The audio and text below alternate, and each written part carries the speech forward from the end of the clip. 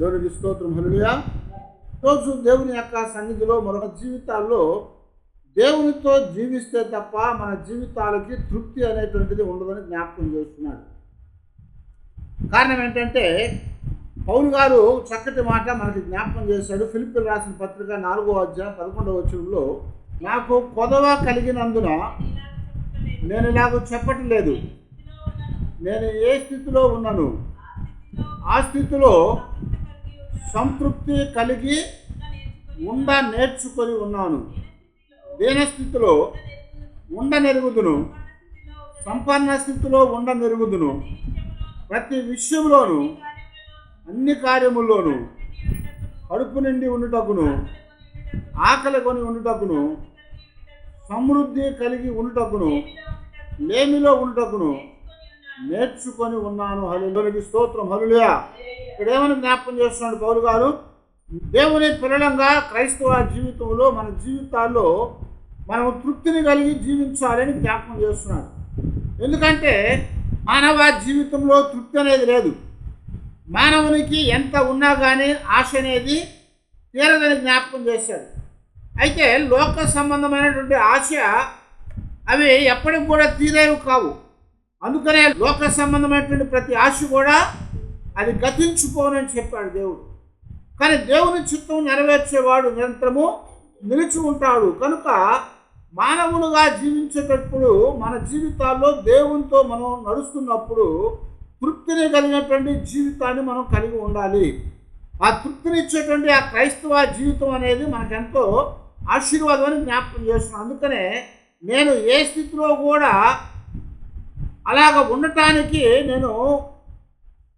నేను చేసుకున్నానంటున్నాను, నేర్చుకున్నానని చెప్తున్నాడు. కారణం ఏంటంటే తృప్తి కలిగి ఉండటానికి నేను నేర్చుకున్నాను. ఏ పరిస్థితుల్లో కూడా తృప్తిని కలిగి ఉండటానికి మనం కూడా నేర్చుకోవాలి. అప్పుడే మన జీవితాల్లో సంతోషంగా ఉండగలుగుతాము, దేవుని మనం మహింపరిచే వారంగా ఉండగలుగుతామని చెప్పాడన్నమాట. అందువల్ల మనం దేవుని యొక్క లేఖనాల్లో చూస్తున్నప్పుడు మన జీవితాల్లో మనం తృప్తి కలిగి మనం జీవించాలంటే మొట్టమొదట మనము దేవుని సన్నిధిలో జీవించాలని చెప్తా వచ్చాడు. దేవునితో గడపాలి, దేవుని సన్నిధిలో ఉండాలి. కీర్తన 36లో 8వ వచనం జ్ఞాపకం చేస్తున్నాడు, ఈ మందిరం యొక్క సమృద్ధి వలన వారు సంతృప్తి నొందుచూ ఉన్నారని చెప్తున్నాడు. ఎక్కడ కలుగుతుందట సమృద్ధి అనేది? సంతృప్తి అనేది దేవుని యొక్క మందిరములో ఉన్నప్పుడు, దేవుని సంబంధమైనటువంటి ఆ ఆశీర్వాదం అంటే దేవుడు మనతో ఉంటే, మనం దేవునితో ఉన్నప్పుడు ఆ సంతృప్తిని కలిగి ఉండగలిగినటువంటి వారంగా మనం ఉంటాము. దేవుని సన్నిధిలోనే సంతృప్తి ఉంది, దేవుని సన్నిధిలోనే సమృద్ధి ఉందని చెప్తున్నాడు ఇక్కడ. దేవుని సన్నిధిలో సమృద్ధి ఉంది కనుకనే ఆయనతో మనం ఉన్నప్పుడు, ఆయన మనతో ఉన్నప్పుడు ఆ సమృద్ధిని మనం కలిగిన వారమై సంతృప్తిని అందగలుగుతాము. అందుకనే కీర్తనలో దావీదు జ్ఞాపకం చేసినట్టుగా, యెహోవా నాకు కాపరి, నాకు లేమి కలగదు. కారణం ఏంటంటే ఆయనే నన్ను ఎక్కడికి తీసుకెళ్తాడట? పచ్చిగల చోట్లకు ఆయన నడిపించేవాడు అని చెప్తున్నాడు. పచ్చిగల చోట నడిపించేవాడు, శాంతికరమైన జలముల వద్దకు నన్ను తోడుకొని పోయేవాడని చెప్తున్నాడు. పచ్చిక దగ్గర, శాంతికరమైన జలముల దగ్గర దేవుడు మనల్ని తీసుకుని వెళ్తాడు. కనుక మనం ఆయన సన్నిధిలో ఉన్నంతసేపు మన జీవితాలకి సంతృప్తిని కలిగి ఉండగలుగుతామని చెప్తున్నాడు. దేవునితో లేకపోతే, ప్రభు యొక్క గొర్రెలుగా మనం లేకపోతే, మనకి ఒక నాయకుడు ఆయన లేకపోతే మన జీవితాల్లో మనము సంతృప్తిని కలిగి ఉండలేము, లేమి కలిగి ఉంటాము. ఆ లేమి అనేది ఎవడు కూడా తీర్చేది కాదని చెప్తున్నాడు ఇక్కడ. కాబట్టి మన జీవితాల్లో మనము దేవునితో గడపాలి, దేవుని సన్నిధిలో జీవించాలి. అక్కడ ఉన్నప్పుడు దేవుడు మనకి సమృద్ధిని ఇచ్చేవాడు, మనకు ఆశీర్వాదాన్ని ఇచ్చేవాడు. ఆ ఆశీర్వాదం అనేది తృప్తిని కలిగించేదిగా ఉంటుందని దేవుని వాక్యం ద్వారా దేవుడు మాట్లాడుతూ ఉన్నాడు. ఒక సంఘటన మనం జ్ఞాపకం చేసుకుంటే, దేవుని యొక్క మందసాన్ని దావీదు ఫిలిష్తీయుల దగ్గర నుంచి తిరిగి తీసుకుని వెళ్తూ ఉన్నాడు. అది తీసుకుని వెళ్తూ ఉన్నప్పుడు ఏమైందంటే అనుకోకుండా అది జారిపోవటం జరిగింది.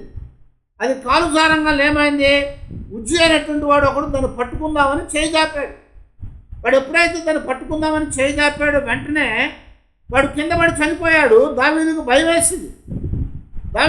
వేసి దాన్ని ఏం చేశాడంటే అక్కడే దగ్గర విడిచిపెట్టి వెళ్ళిపోయినప్పుడు అక్కడ ఏమైంది తెలుసా, ఒబేదెదోము అనేటువంటి ఒక వ్యక్తి, ఒక అన్యుడైనటువంటి వాడు బహుశా ఆ మందస్సాన్ని తీసుకెళ్ళి ఏం చేశాడు, ఇంటి చూరు కింద పెట్టాడు.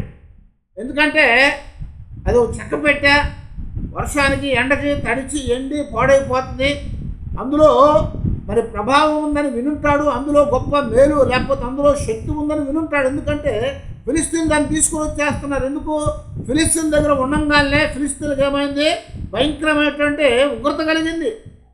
వాళ్ళకి పంటంతా కూడా నష్టమైపోయింది. వారి యొక్క రహస్య స్థలాల్లో గడ్డలు వచ్చేసి అందరూ కూడా బాధపడుతూ ప్రారంభించారు. కాబట్టి ఇది దేవుడు, ఇశ్రాయేల్ యొక్క దేవుడు ఇందులో ఉన్నాడు కనుక ఆయన శత్రువులుగా ఉన్న మనకి ఈ ఇబ్బంది కలిగించారని చెప్పి దాన్ని తీసుకొని బయటికి పంపించేశారు. కనుక అది విన్నటువంటి వాడు అలాగే ఆ కళ్ళం దగ్గరకు వచ్చినప్పుడు అది జారంగానే చేయి జాపిన వాడు కింద పడిపోవడం, చచ్చిపోవడం చూసి నిజంగా ఇందులో ప్రభావం ఉందనుకున్నాడు. ఆయన భయపడకుండా ఏం చేశాడు, దాన్ని తీసుకెళ్ళి ఆ ఇంటి దగ్గర చూరు కింద పెట్టాడు, బహుశా బయట. అది పెట్టినప్పుడు ఏమైందంటే 3 నెలల్లో దేవుని యొక్క ఆశీర్వాదము, దేవుని యొక్క దీవెన, దేవుని యొక్క సమృద్ధి అనేది ఆ ఇంటిలోకి వచ్చిందని జ్ఞాపకం చేస్తున్నాడు దేవుని వాక్యంలో. ఒబేదెదోము 3 నెలలు ఆ ఇంటిలో ఉంచినప్పుడు ఆ మందసాన్ని అతను దీవించబడ్డాడు, అతని ఇల్లు దీవించబడింది, అతనికి ఉన్న సొత్తు అంతా కూడా ఆశీర్వదించబడిందని బైబిల్లో జ్ఞాపకం చేశాడు. కారణం ఏంటంటే దేవుడితో ఉంటే, దేవుడు మనతో ఉంటే మన జీవితాల్లో లేమనేది ఉండదు, లేమనేది ఉండదని చెప్తున్నాడు. లేమనేది లేకపోతే ఏమవుతుంది, తృప్తి కలిగి ఉంటాం. లేమి అంటే ఏంటి, తృప్తి అంటే ఏంటి, ఎప్పుడైతే మనకు కావలసింది నిండుతుందో అది తృప్తి పడతాం. మనకి కావాల్సింది లేకుండా తగ్గుతుందో అది లేమని చెప్తాం. మానవ జీవితంలో ఒకరికి ఉన్నటువంటి లేమి మనకు ఉండదు, మానవ జీవితంలో ఒకరికి ఉన్నటువంటి సంతృప్తి మనకు ఉండదు. ధనం సంపాదించాలనుకునే వాడికి ఎప్పటికి కూడా వాడి తృప్తి తీరదు.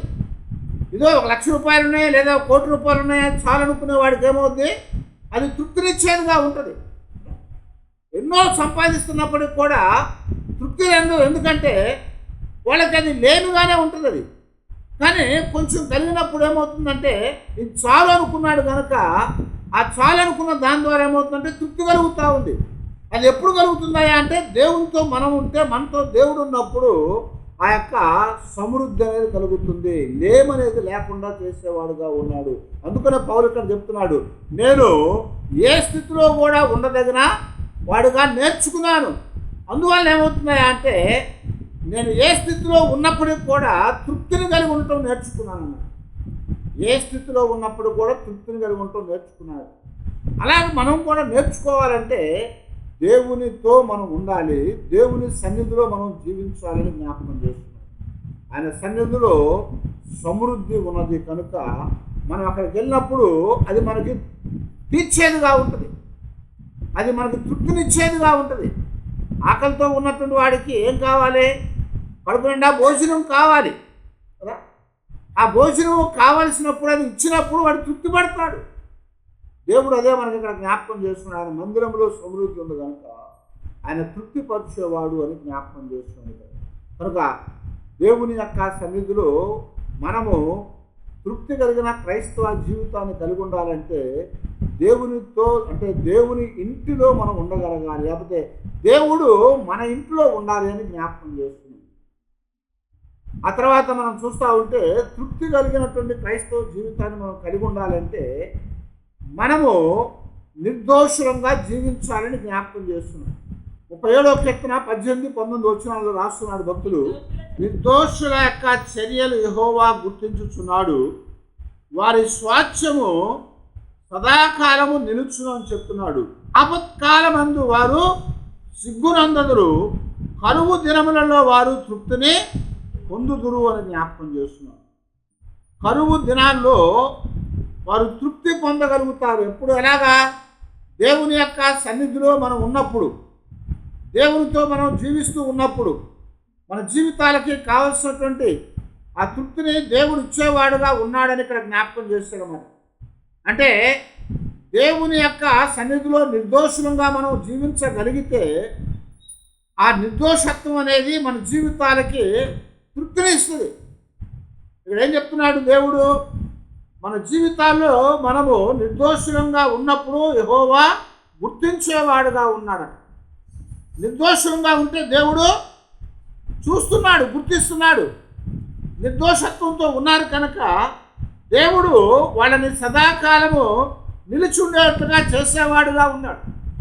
అలాగే ఆపత్కాలంలో వారు సిగ్గు నొందకుండా ఉంటారు. కరువు దినములలో వారు తృప్తి పొందుదురు అని చెప్తున్నారు. కరువు దినాల్లో వారికి దేవుడు తృప్తినిస్తాడు. ఎప్పుడయ్యా అంటే దేవుని యొక్క సన్నిధిలో నిర్దోషంగా ఉన్నప్పుడే. ఆ నిర్దోషత్వం అనేది మన జీవితాలకి తృప్తిని తీసుకుని వస్తుంది. దేవుని వాక్యంలో చాలాసార్లు మనం చెప్పుకున్నాం. ఆ సారేపత్తులో వెధవరాల దగ్గరికి దేవుడు ఏలియాని పంపించినప్పుడు ఆమెని కట్లేరుకోవడానికి వచ్చినప్పుడు ఏలియా ఏమని అడుగుతున్నాడమ్మా, నువ్వు వెళ్ళి ఒక అప్పాన్ని నాకు తీసుకొని రమ్మని చెప్పాడు. ఆమె ఏం చెప్పింది?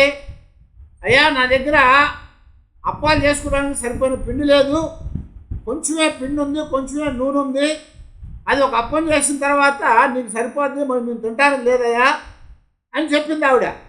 కానీ ఏలియా ఏం చెప్పాడంటే, నువ్వు వెళ్ళి మొట్టమొదట ఒక అప్పాన్ని చేసి తీసుకొని వచ్చి నాకు ఇవ్వమన్నాడు. ఒక అప్పం చేసుకొని వచ్చింది ఆమె. తీసుకొని వచ్చి ఏం చేసింది? ఏలియాకి ఇచ్చింది. అప్పుడు ఏలియా ఏం చెప్పాడు?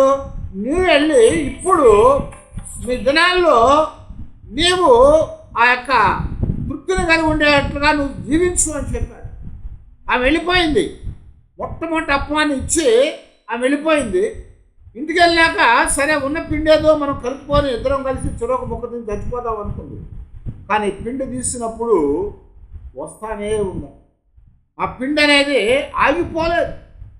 అందులో నుంచి ఆ పిండి తొట్టిలో నుంచి తీసే పిండి కలుగుతానే ఉంది. ఆ నూనె బుడ్డిలో నుంచి నూనె వంచే కొంది నూనె వస్తానే ఉందన్నమాట. అందువల్ల ఇక్కడ దేవుడు చెప్తున్నాడు కదా, కరువు దినములన్నిటా కూడా ఆమె తృప్తిని కలిగి జీవించింది అని జ్ఞాపకం చేశాడు. కారణం ఏంటంటే ఆమె నిర్దోషత్వం, ఆమెలో ఉన్నటువంటి భక్తి, ఆమె చేసే నిర్దోషమైన కార్యాలు దేవుడు గుర్తించాడట. అందువలన ఆమె సిగ్గుపడకుండా ఆపత్కాలంలో ఎలాంటి భయం లేకుండా దేవుని యొక్క సన్నిధిలో ఆమెకు దేవుడు తృప్తిని కలిగించాడు. ఆ కరువు దినాలన్నింటిలో కూడా దేవుడు ఆమెకు కావలసిన సమృద్ధిని ఇచ్చాడని జ్ఞాపకం చేస్తున్నాడు. కనుక మనము కూడా నిర్దోషత్వాన్ని కలిగినటువంటి వారంగా ఉండాలి. ఆ నిర్దోషత్వం అనేది మన జీవితాల్లో మనకి తృప్తిని తీసుకొని వస్తుంది అని చెప్తున్నాడు. కరువు వచ్చినప్పటికి కూడా అది మన జీవితాలకి బాధను కలిగించకుండా మనల్ని తృప్తిపరిచేదిగా ఉంటుంది అని చెప్తున్నాడు. కాబట్టి మనము దేవుని యొక్క సన్నిధిలో మనం ఎల్లప్పుడూ కూడా నిర్దోషత్వంతో జీవించినప్పుడు దేవుడు తృప్తినిచ్చి మన జీవితాలకి కావాల్సినటువంటి సమృద్ధిని కలుగజేసేవాడుగా ఉన్నాడు. దేవుడు ఇచ్చేటువంటి సమృద్ధి ఎల్లప్పుడూ మనకు తృప్తినిస్తూ ఉంటుంది. గమనించారా? ఎల్లప్పుడూ మనకు తృప్తినిస్తుంది. ఆమె నిర్దోషత్వాన్ని బట్టి ఆమెకి దేవుడు సమృద్ధిని కలుగజేసి ఆమెను తృప్తిపరిచినట్టుగా దేవుని వాక్యం ద్వారా దేవుడు మనకు కూడా జ్ఞాపకం చేస్తూ ఉన్నాడు. అంతేకాకుండా మనము మరి ఎప్పుడు తృప్తిని కలిగి సమృద్ధిని కలిగి ఉండగలుగుతామయ్యా అంటే మానవ జీవితంలో క్రైస్తవులుగా మన జీవితానికి తృప్తి కలిగి ఉండటానికి మరొక కారణం ఏంటంటే దేవుని యొక్క వాక్యాన్ని ధ్యానం చేయాలని చెప్తున్నారు. దేవుని యొక్క వాక్యము ధ్యానించే వారంగా మనం ఉండాలి. ఇక్కడే కీర్తనలోనే దావీదు భక్తుడు మాట్లాడుతూ 63వ కీర్తనలో 4-5 వచనాల్లో చెప్తా ఉన్నాడు, నేను నా మంచం మీద నిన్ను జ్ఞాపకము చేసుకొని రాత్రి జాముల యందు నిన్ను ధ్యానించినప్పుడు క్రొవ్వు మెదడు దొరికినట్లుగా నా ప్రాణము తృప్తి పొందుతున్నదని చెప్తున్నాడు. ఇక్కడ తృప్తి, సంతృప్తి అనేది ఒక శారీరక సంబంధమైంది మాత్రం కాదు, ఆత్మ సంబంధమైంది. గమనించారా? సంతృప్తి అనేటువంటిది శరీరంతో పాటుగా ఆత్మ కూడా తృప్తి కలగాలి. ఎందుకనంటే శరీరానికి ఏం అవసరమైతే ఉంటాయో అవసరాలు తీరినప్పుడు తృప్తి పడతాం. అలాగే ఆత్మ కూడా అలాంటి తృప్తిని కలిగి ఉండాలి. నేను మొన్న ఒక సంఘటన చదివాను. గుజరాత్లోని ఎక్కడో ఫ్యామిలీ వాళ్ళకున్నటువంటి 250 కోట్లు ఎంతో దానం చేసేసారు. దానం చేసేసి ఇద్దరు భార్యాభర్తలు ఇద్దరు కూడా తెల్లటి వస్త్రాలు వేసుకొని జైన్లోళ్ళు ఆ తెల్ల బట్టలు వేసుకొని భిక్షాటన కొరకు చురొక గిన్నె తీసుకొని ఏ రోజుకి ఆ రోజున భోజనం అడుక్కి తెచ్చుకొని తిని ఒక బట్టలు వేసుకున్నారు, ఇంకో జత బట్టలు తీసుకున్నారు. కారణం ఏంటని వాళ్ళని అడిగినప్పుడు మాకు ఈ జీవితం ఇంతున్నప్పుడు కూడా మా యొక్క శరీరానికి తృప్తి అనేది ఉందేమో కానీ మా ఆత్మ తృప్తి లేదని చెప్పారు వాళ్ళు. ఆత్మకి తృప్తి లేదు కనుక ఎంత ఉన్నప్పటికీ దానివల్ల మేము తృప్తిని పొందలేకపోతా ఉన్నాము. కనుక ఇదంతా కూడా మేము ఇచ్చేసి ఒక సామాన్యమైనటువంటి జీవితాన్ని జీవించినట్లయితే మాకు తృప్తి కలుగుతుంది, దైవ ధ్యానం చేయడం ద్వారా మాకు తృప్తి కలుగుతుందని చెప్పి వాళ్ళు ప్రకటన చేశారు. తీసుకోండి 250 కోట్లు దానం చేస్తారు. కారణం ఏంటంటే వాళ్ళ జీవితాల్లో తృప్తి కలగలేదు ఆత్మకి. ఆ ఆత్మ తృప్తి పడకపోవడం ద్వారా ఏమవుతుందంటే ఎంత ఉన్నా కానీ విచారము, చింత, ఆ చింత విచారాన్ని ఎవడు కూడా తీసేయలేడు. మనం కూడా చాలాసార్లు చిన్నప్పుడు చదువుకున్నాం బుద్ధుడు గురించి. బుద్ధుడు కూడా రాజకోటలో పెరిగినటువంటి వాడు. ఆయన పైనుంచి కిందకి దిక్కుండా అంతకాలం జీవించినటువంటి వాడు. ఒక్కసారిగా దుఃఖం అనేది, బాధ అనేది తెలియలేదు ఆయనకి. కానీ ఎప్పుడైతే పైనుంచి కింద ఒక చచ్చిపోయినాన్ని మోసుకొని వెళ్తా ఉంటే చూసి ఆ దుఃఖాన్ని, ఆ బాధని, ఆ కష్టాన్ని చూశాడు. వెంటనే అనుకున్నాడు ఇదేంటి ఇలా ఉందనుకొని మానవ జీవితంలో ఆ దుఃఖము, బాధ, కష్టం అనేది లేకుండా ఉండగలిగేటువంటి స్థితి కావాలనుకొని చివరికి ఒక సన్యాసిగా అయిపోయాడు. సమస్తాన్ని విడిచిపెట్టేసి వెళ్ళిపోయి చెట్టు కింద కూర్చొని ధ్యానం చేసుకున్నాడు. గయాకి వెళ్ళిపోయి అక్కడ ఒక రాగి చెట్టు కింద కూర్చొని ఆయన ధ్యానం చేసుకున్నాడు. ఆ ధ్యానంలో ఆయన తృప్తి కలిగింది. రాజు కుటుంబంలో ఉన్నటువంటి వాడు, 250 కోట్ల ఆస్తి కలిగినటువంటి వారు విడిచిపెట్టేసి భిక్షాటనం చేసుకొని ఆత్మకు తృప్తిని కలిగించుకోవాలని, శరీరానికి కాదు కానీ ఆత్మ మన జీవితాల్లో తృప్తి పడకపోతే ఒక దినాన అది ఎంతగానో ఘోషపడుతుందని భయపడ్డారు వాళ్ళు. కనుక ఆ కుటుంబం అలాగ వెళ్ళిపోయింది. బౌద్ధుడు అంటే బుద్ధుడు అలాగా అయిపోయి చివరికి ఆయన పేరు కూడా మార్చుకొని బుద్ధుడుగా చేసుకున్నాడు. అందుకొరకే ఇక్కడ దావీదు జ్ఞాపకం చేస్తుంటున్నాడు కదా, రాత్రి జామున నిన్ను గూర్చి నేను ధ్యానం చేసినప్పుడు ప్రభు మెదడు నాకు దొరికినట్లుగా నాకు నా ప్రాణము తృప్తి పొందుతుంది. ప్రభు ప్రాణానికి, ఆత్మకు తృప్తి కావాలి. ఆ తృప్తి కావాలంటే దేవుని సన్నిధిలో మనం ధ్యానం చేయాలి. ఈ రోజున అనేక మంది ఎందుకు సన్యాసులుగా మారిపోతున్నారు తెలుసా? ఈ లోకంలో వాళ్ళకు ఉన్నటువంటి ఆ బాధలు, కష్టాలు ఇవన్నీ కూడా వాళ్ళకు తృప్తినివ్వట్లేదు. ఆధ్యాత్మికమైనటువంటి ఏదో ఒక చింతన వారి జీవితాల్లో ఉంటుంది. అందుకని ఆ ఆధ్యాత్మికమైనటువంటి చింతన తీర్చుకొని ఆత్మకు తృప్తి కలిగించుకోవాలని వారు సమస్తాన్ని విడిచిపెట్టి సన్యాసులుగా అనేకమైనటువంటి మఠాలకు వెళ్ళిపోతూ ఉన్నారు.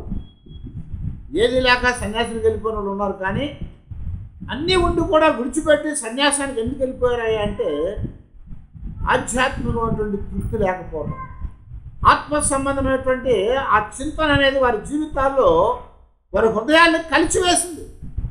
అందుకని వారు దేవుని యొక్క ధ్యానం చేసుకోవటానికి, దేవుని వెతకటానికి అనేకమైనటువంటి స్థలాలకు వెళ్ళి ఎక్కడో ఒక దగ్గర ఒక నెమ్మది పొందినటువంటి వారే అక్కడ వాళ్ళు తృప్తిని పొందినట్టుగా జ్ఞాపకం చేసుకుంటూ వచ్చారు.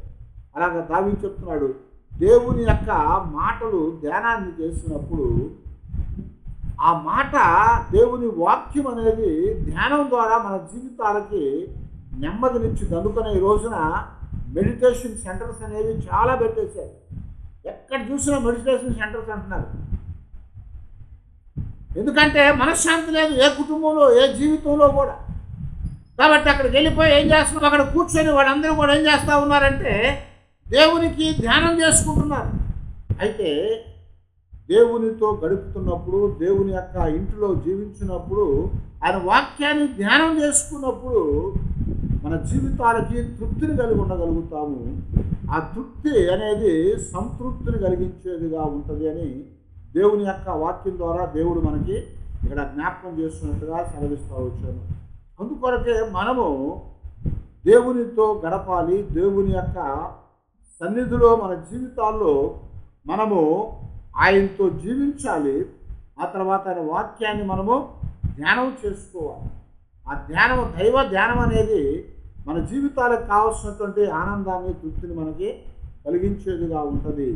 కనుక మనం ఎల్లప్పుడూ కూడా దేవుని యొక్క సన్నిధిలో మన జీవితాల్లో క్రైస్తవులుగా, దేవుని పిల్లలుగా తృప్తిని కలిగి ఉండటానికి మనం ప్రయత్నం చేయాలి.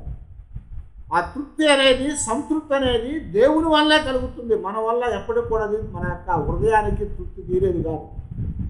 మానవ జీవితంలో ఆశ అనేది ఎప్పటికి కూడా తీరదు.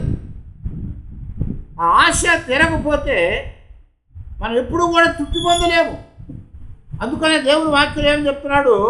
ఆశ గల ప్రాణాన్ని దేవుడు తృప్తిపరిచేవాడు. ఏ ఆశ అంటే మితిమీరిన ఆశ కాదు, విస్తారమైనటువంటి, అంటే ఆ లెక్కకు మించినటువంటి ఆశ కాదు. కొంతమంది ఆశపడతా ఉంటారు. ఎంతవరకు అయ్యా అంటే, ఒక సామెత ఉంది, ఉట్టి కరగలేదట ఆకాశానికి ఎగురుతానందట. ఉట్టికే ఎగరలేదట, పైన కట్టిన ఉట్టి మీద ఏదో పెట్టింది అందుకోవడానికి, ఎగరటానికి అవ్వలేదు. అలాంటిది నేను ఆకాశానికి ఎగురుతాను చూడందట. కనుక ఆ ఆశ ఎలా ఉందయ్యా అంటే, ఉట్టి మీద అందుకోలేదు, ఆకాశం ఎక్కడ అందుకుంటుంది? అలాంటి ఆశ కాదు. అలాంటి ఆశ అనేది ఎప్పటికి కూడా తీర్చబడదు. కానీ దేవుని సన్నిధిలో మనం నిజంగానే ఆశ కలిగి ఉన్నట్లయితే అది ఎడల దేవుడు మన ఆశని తృప్తిపరిచేవాడుగా ఉన్నాడని దేవుని యొక్క వాక్యం ద్వారా దేవుడు మనకి ఇక్కడ ఆయన జ్ఞాపకం చేస్తున్నాడు. అందుకే మనం కూడా ఎల్లప్పుడూ నీతి కొరకు ఆకలి దప్పులు కలిగి ఉండాలని మత్తయి సువార్తలో 5వ అధ్యాయము 6వ వచనంలో ప్రభువారు జ్ఞాపకం చేస్తున్నారు. నీతి నిమిత్తము ఆకలి దప్పులు కలిగిన వారు ధన్యులు, వారు తృప్తిపరచబడుదురు అని రాసు. నీతి నిమిత్తము ఆకలి దప్పులు కలగాలి.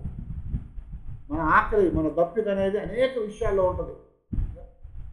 శారీరకంగా ఆకలి అనేది కడుపుకి, దాహం అనేది కడుపుకి మనం ఎదురు చూస్తూ ఉంటాం. కానీ భౌతికంగా ఆకలి దప్పులు అనేవి శరీరాన్ని నింపుతాయి. అయితే ఆత్మ సంబంధంగా ఆకలి దప్పులు అనేవి కలిగి ఉండాలి మనం అంటున్నాడు. ఎందుకంటే ఎప్పుడు ఆకలి అయితే అప్పుడు తింటాం కదా, ఎప్పుడు దాహం అయితే అప్పుడు నీళ్లు తాగుతాం. అలాగే ఆత్మీయ జీవితాల్లో కూడా మనము నీతి కొరకు ఆకలి దప్పులు కలిగి ఉండాలి. నీతి కొరకు ఆకలి దప్పులు కలిగి ఉన్నట్లయితే మనము తృప్తిపరచబడే వారంగా ఉంటాము. మన జీవితాల్లో మనకు కావాల్సినటువంటి ఆ ఆశీర్వాదాన్ని దేవుడు ఇచ్చేవాడుగా ఉంటాడని జ్ఞాపకం చేస్తున్నాడు. ఎందుకంటే దేవుని ఎడల ఆశ ఉన్నప్పుడు, దేవుని ఎడల ఆ యొక్క తృష్ణ ఉన్నప్పుడు దేవుడు దాన్ని తీర్చేవాడుగా ఉన్నాడు. కోరా కుమారులు ఉన్నారు. 82వ కీర్తన, 84వ కీర్తన వాళ్ళు రాశారు. వాళ్ళు ఎవరయ్యా అంటే దాతాను, అభిరాము, కోరాహు అనేటువంటి వారి యొక్క జీవితాల్లో వారు నాశనం అయిపోయారు. తండ్రులు వారు నాశనం అయిపోయేటువంటి వారి జీవితాల్లో ఏమైందయ్యా అంటే వారు అక్కడ నశించిపోయారు. వారు నశించిపోతే దేవుడు ఇక్కడ జ్ఞాపకం చేస్తున్నాడు కదా, వారు భూమి నెరవేర్చి ఆకాశంలోంచి అగ్ని కుమ్మరించబడి వాళ్ళు హతులైపోయిన తర్వాత ఏమైందంటే వారి పిల్లలు ప్రార్థన చేస్తున్నారు. ఇక్కడ ఏమనంటే, దేవా నీ యొక్క కృపను మాకు దయచేయమని అడుగుతున్నారు. నీ యొక్క సన్నిధిలో మా జీవితానికి మేలు కలిగించమని అడుగుతున్నారు. ఆ 42వ కీర్తనలో మనం చూస్తూ ఉన్నట్లయితే 42వ కీర్తనలో చెప్తున్నాడు చూడండి. అక్కడ ఏమన్నాడు? దుప్పి నీటి కొరకు ఆశ కలిగినట్లుగా దేవా నీ కొరకు నా ప్రాణము ఆశపడతా ఉందని చెప్తున్నాడు. ఆ ప్రాణము దేవుని కొరకు తృష్ణగొరుతా ఉన్నదని చెప్తున్నాడు. దేవుని కొరకు నా ప్రాణము తృష్ణగొరుతా ఉంది, జీవము గల దేవుని కొరకు తృష్ణగొరుచున్నది అని చెప్తున్నాడు. దేవుని కొరకు ఆశ, దేవుని కొరకు తృష్ణ అది కలిగినప్పుడు శరీరానికి మాత్రమే కాదు, ఆత్మకు కూడా ఆ ఆశ తృష్ణ కలిగినప్పుడే మన జీవితాల్లో ఏం చేయబడతాము అంటే దేవుని చేత తృప్తిపరచబడతాము. ఎందుకంటే ఇక్కడ తండ్రులు నశించిపోయారు, గొప్ప ఉగ్రతకి బలైపోయారు. పాత నిబంధనలో జ్ఞాపకం చేస్తూ ఉంటాడు, తండ్రుల యొక్క పాపం అట్ట తరతరాలకు ఉంటుందని చెప్పారు. అయితే ఆ తరం తర్వాత వారు ప్రార్థన చేస్తున్నారు, దేవా మమ్మల్ని క్షమించు, నీ కృప అనుగ్రహించు, మా జీవితాల్లో దేవా ఎదుగో నాయన నీ ఎడల మేము సంతోషించేటట్లుగా తృప్తిపరచబడేటట్లుగా మా జీవితాలకి కృప దయచేయని చెప్పి దేవుణ్ణి బతిలాడుకుంటూ ఉన్నారు. నశించిపోయినటువంటి వారి యొక్క పిల్లలు దేవుని కొరకు ఆశపడుతున్నట్లుగా దేవుని కొరకు వాళ్ళ ప్రాణము తృష్ణపడతా ఉందని చెప్పారు. అదేంటంటే నీతి కొరకు. కారణం ఏంటంటే అనీతిగా వెళ్ళినటువంటి కోరాహు నశించిపోయాడు, తిరుగుబాటు చేశాడు, దేవుని మీద మోషే మీద తిరుగుబాటు చేశాడు. తిరుగుబాటు చేయడం ద్వారా దేవుడు వాళ్ళ మీదకి ఉగ్రతను పంపించాడు. వాళ్ళ నీతి లేని కార్యము వాళ్ళని నాశనానికి అప్పగించింది. అయితే ఇక్కడ వారి పిల్లలైనటువంటి వారు నీతి కొరకు ఆకలి దప్పులు కలిగిన వారై, నా ప్రాణము దేవుని కొరకు తృష్ణగొనుతా ఉంది ప్రభువా అని చెప్పి ఇక్కడ దేవుని యొక్క సన్నిధిలో వారు అంటున్నారు కదా, ఆయన సన్నిధికి నేను ఎప్పుడూ కనపడేదను, నేను ఎప్పుడు వచ్చునని చెప్తున్నాను. దేవుని సన్నిధిలో ఎప్పుడు కనపడతాను, ఎప్పుడు నేను వస్తానని చెప్పి వారు అలాగా వేచి ఉన్నారట. దేవుని సన్నిధిలోనికి రావటానికి, దేవుని సన్నిధిలో కనపడటానికి వాళ్ళ యొక్క హృదయం ఎంతగా తప్పించిపోయిందో మనకి ఇక్కడ ఆ కోరా కుమారులు మనకి జ్ఞాపకం చేస్తున్నారు. మనకంటే అది తెలియదు. ఎందుకంటే ఒక కుటుంబము ఒక ఊర్లో నుంచి వెలివేయబడ్డారంటే, పల్లెటూరుల్లో ఇప్పటికి కూడా కొంత ప్రాంతాల్లో ఇలాంటి ఆచారాలు ఉన్నాయి. కుటుంబాన్ని వాళ్ళు ఏం చేస్తారు, బయటికి వెళ్ళేస్తారు, తోలేస్తారు. వాళ్ళకి ఏ అవసరం వచ్చినా వాళ్ళకి తీర్చడానికి అవకాశం లేదు. అక్కడ డబ్బులు ఉంటాయి కానీ ఉన్నవారు, ఊళ్ళో ఉన్నవారు ఏది వాళ్ళకి అమ్మరు. నీళ్ళు ఉంటాయి, ఎక్కడ కూడా చేదుకొని లేకపోతే తెచ్చుకొని తాగటానికి అవకాశం ఉండదు. కారణం ఏంటంటే వాళ్ళు వెలివేయబడ్డారు. ఆ గ్రామంలో నుంచి, దేశంలో నుంచి వారు వెలివేశారు వారిని. కనుక వాళ్ళు అక్కడ ఉండలేరు, వాళ్ళకి ఏది కూడా ఇవ్వబడదు. ఇప్పుడు అలాంటి పరిస్థితుల్లో ఉన్నారు కోరా పిల్లలు. కనుకనే వాళ్ళు అడుగుతున్నారు, నేనెప్పుడు నీ సన్నిధికి కనపడేదని, నేనెప్పుడు నీ సన్నిధికి వచ్చుదని అడుగుతున్నారు. దేవుడిని ఎప్పుడు రావాలి, ఎప్పుడు కనపడాలి ప్రభు అని అడుగుతూ ఉన్నారు. అందుకొరకు వాళ్ళు అంటారు కదా, నీ ఆవరణములో ఒక్క దినము గడుపుతా 1000 దినముల కంటే శ్రేష్టమని జ్ఞాపకం చేస్తున్నారు. ఎందుకంటే అక్కడ వచ్చే అవకాశం వాళ్ళకి లేదు. కాబట్టి ఒక్కసారి రాని ప్రభా నన్ను 1000 దినాలకు సరిపోయిన ఆ యొక్క తృప్తిని కలిగి ఉంటానని చెప్పి అడుగుతున్నారు దేవుడు నాడు. అందుకొరకే వాళ్ళు ఒక చక్కటి మాట అక్కడ ఏమంటారంటే, భక్తిహీనుల గుడారములో నివసించుట కంటే నా దేవుని మందిరపు ద్వారము నదుట ఉండుట నాకు ఇష్టము. ఏమన్నాడు?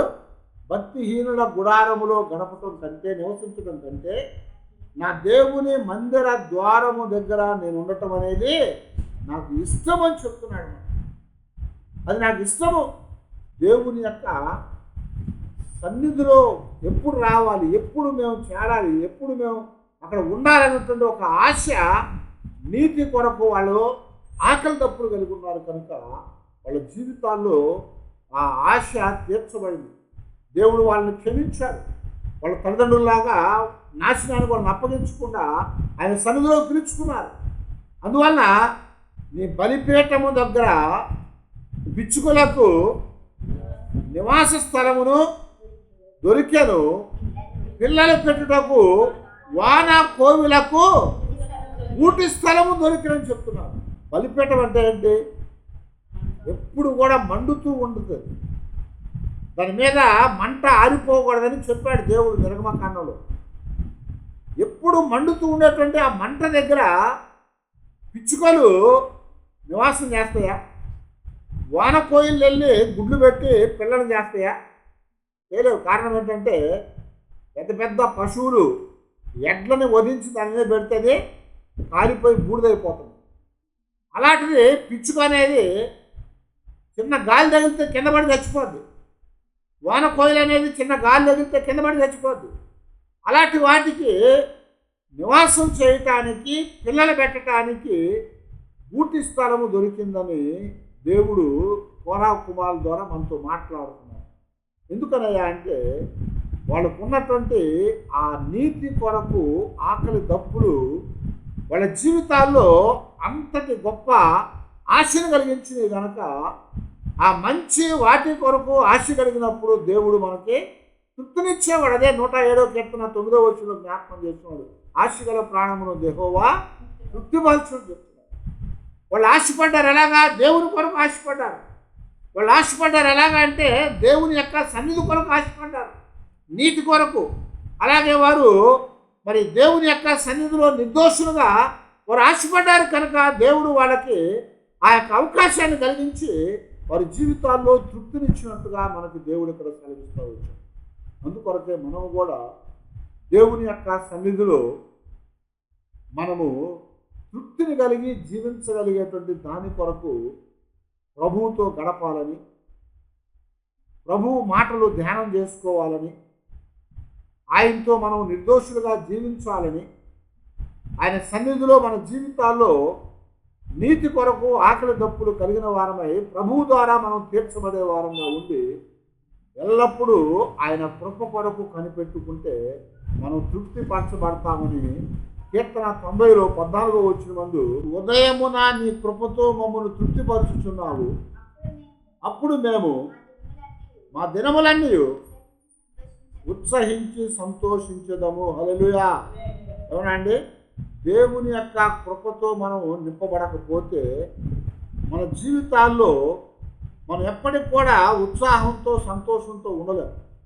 ఉత్సాహంతో సంతోషంతో ఉన్నామంటే దాని అర్థం ఏంటంటే ఆనందంగా ఉన్నామని, మన హృదయాలు తృప్తిగా ఉన్నాయని, మన హృదయాలు మనం ఎల్లప్పుడూ కూడా మరి నింపబడతా ఉన్నాయని మనం ఎరిగినటువంటి వారంగా ఉన్నట్లుగా దేవుని వాక్యం మనకి ఇక్కడ ఆయన జ్ఞాపకం చేస్తున్నాం. కనుక మనం ఎల్లప్పుడూ కూడా దేవుని యందు తృప్తిని పొంది ఆ తృప్తి ద్వారా మన హృదయాలను, మన జీవితాన్ని నింపుకొని మనం ఆనందించే వారంగా ఉండి ప్రభు యొక్క సన్నిధిలో మరి మనము తృప్తిని కలిగినటువంటి దేవుని పిల్లలుగా మనం ఉండగలగాలి. అలా ఉండాలని దేవుడు మనల్ని కోరుకుంటా ఉన్నాడు. అలా ఉండటానికే దేవుడు మనల్ని పిలిచి ఆయన చెప్తున్నాడు, నేను మీకు ఇచ్చాను కనుక మీరు తృప్తిపడమని చెప్తున్నాడు.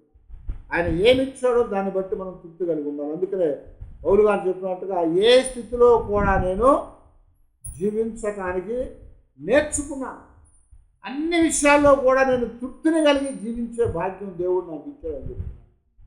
లేమిలో ఉండగలుగుతున్నాను, సమృద్ధిలో ఉండగలుగుతున్నాను. లేమిలో ఉంటాను, సమృద్ధిలో ఉంటానని చెప్తున్నాడు. ఆ లేమిలో ఉండగలిగిన వాడు సమృద్ధిలో ఉండలేడు, సమృద్ధిలో ఉండగలిగిన వాడు లేమిలో ఉండలేడు.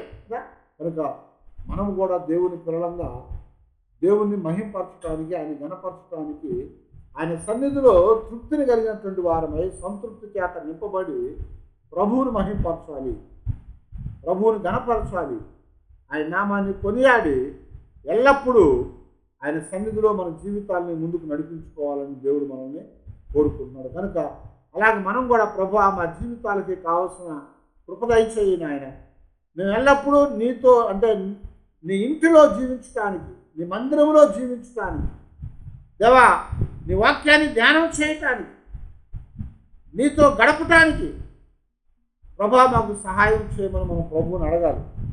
అలాగే దేవుని సన్నిధిలో మన జీవితాల్లో ఎల్లప్పుడూ కూడా దేవా నీ యొక్క కృప కొరకు కనిపెట్టడానికి మాకు సహాయం చేయి ప్రభు అని మనం ప్రభువుని అడగాలి. అడిగి దేవుడు ఇచ్చేటువంటి ఆ కృప ద్వారా మనం తృప్తిని పొంది మనం దేవుని సన్నిధిలో సాక్షులుగా జీవించాలని దేవుని దగ్గర ప్రార్థన చేసుకున్నాం. అందరూ తల వచ్చి ప్రార్థన చేసుకున్నాం.